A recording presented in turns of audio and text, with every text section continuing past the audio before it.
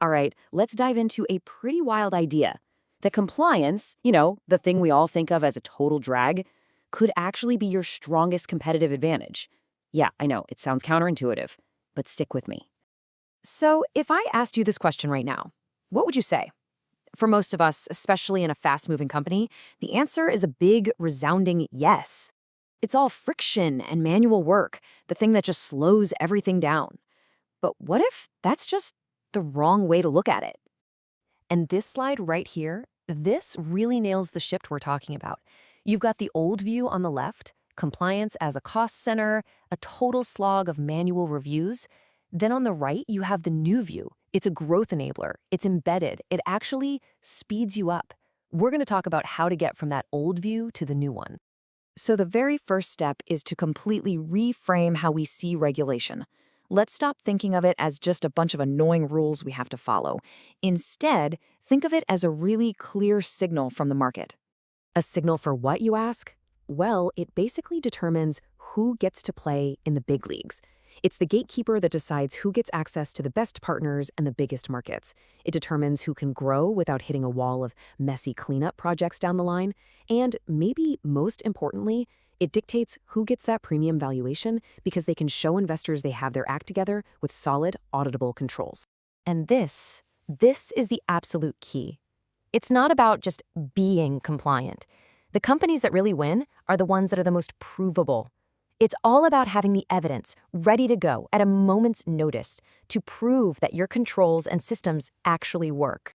And why does being provable matter so much? Because it directly impacts the things executives actually care about. We're talking faster distribution because your partners trust you and onboard you in days, not months. We're talking lower operating risk because everything is buttoned up. You get better unit economics because you're not wasting money on manual work. And all of that gives you more freedom, more strategic options to go after big opportunities. So here's the big shift in thinking. Compliance isn't that dusty binder of policies on a shelf anymore. You have to think of it as a formula. It's your company's actual capability, plus the hard evidence you can produce, all delivered with speed. Okay, so if that's the what and the why, then the big question is how? How do you actually build this thing? This is where we get into the blueprint. It's all about treating compliance like a core operating system for your business, not just some separate department. This whole thing, this moat stack, is built on 4 pillars. First up, you need a clear risk narrative. Then you build controls as workflow right into your product. Third, you set up an evidence factory to churn out proof. And finally, you operate in a state of supervisory readiness. Let's break down what each of those actually mean. First, the risk narrative. Look, forget those 100-page documents that nobody reads.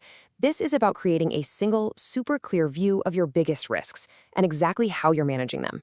It's the kind of thing you can confidently hand to your board and they'll get it instantly. Step 2 is controls as workflow. The big idea here is to stop playing defense. You have to hardwire your compliance checks right into your product. So think about an automated ID check that happens the second a user signs up, instead of a manual review that happens 3 days later. It's built in, not bolted on. Third, you need an evidence factory. A real competitive moat isn't built on a one-time audit. It requires constant, repeatable proof. This is all about building systems that are always generating that proof for you. Think automated reports and test results that show your controls are working around the clock. And the last pillar, supervisory readiness, is really a mindset shift. It means you run your business with such discipline and clear documentation that you're always ready. It's like operating as if a regulator or a huge potential partner could walk in for a surprise inspection at any minute. Okay, so you've built this stack, but how do you actually know if it's working? You have to shift from just tracking activities, like we did 50 reviews, to measuring real outcomes that prove you have a moat. Let's look at some real examples.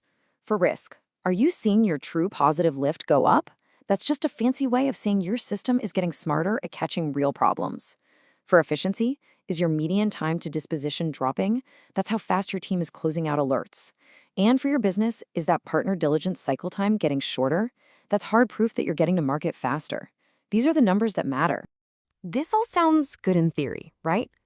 But the big question is always, where do I even start?